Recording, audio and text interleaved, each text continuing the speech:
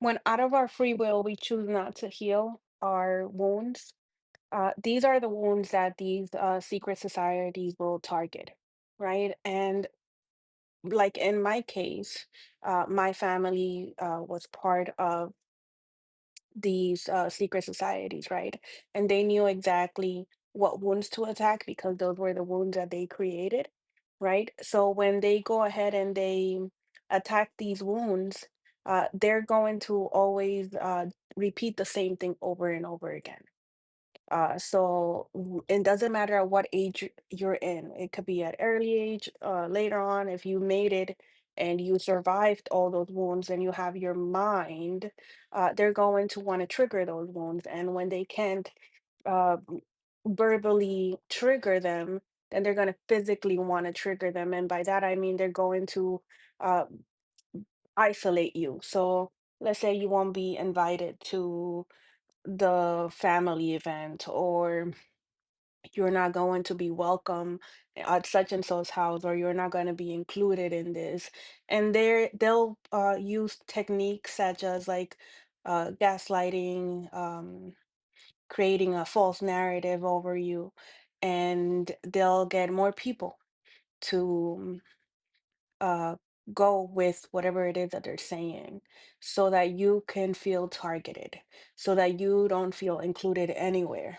They'll go as far as to um, getting in contact with your friends or people that you're close with, even in the neighborhood that you live in, just so that you could feel so isolated and so alone that you um, develop some type of mental problem, or have so much insecurity that you question why you are even alive, right? And when they trigger these wounds, this is how they send spiritual warfare through those wounds. They'll send entities to attach to you because you're already wounded and you have an open wound, and that's how they can attach to you. And the reason why they do this is because if you're not able to love yourself and heal, then you'll never be able to ascend. You'll never be able to wake up. So I use the word ascend, but it's like the other term is awaken to who you truly are. And that can only happen when you heal, when you truly heal, which is why it's important that we analyze the issues that we go through, the experiences that we have, whether good or bad, right? Because if we didn't have any bad experiences, then we wouldn't know how to deal with the good ones, right? So there's balance. We have to have the bad experience in order to get the good experiences.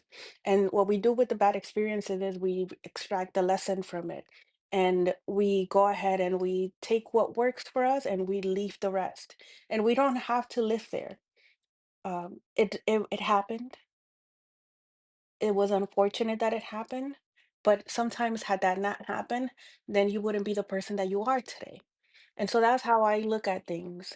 For everything that's happened to me, had I not gone through that, then I wouldn't have been able to identify it later on. And it's the school, it's Earth School.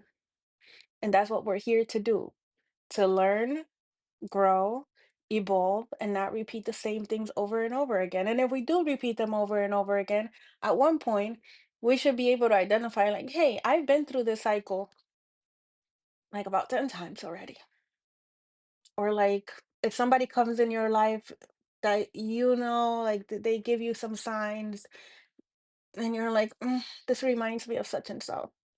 But such and so, which like was like much worse. You to your point of view, you could be like, well, I'm not doing that anymore. I'm not, because I already went through that. I already know how that's going to end. I already know how that's going to hurt me. And I already learned that lesson. So I'm not going to go over it again. Like I already learned it. Like the same thing with addictions, right?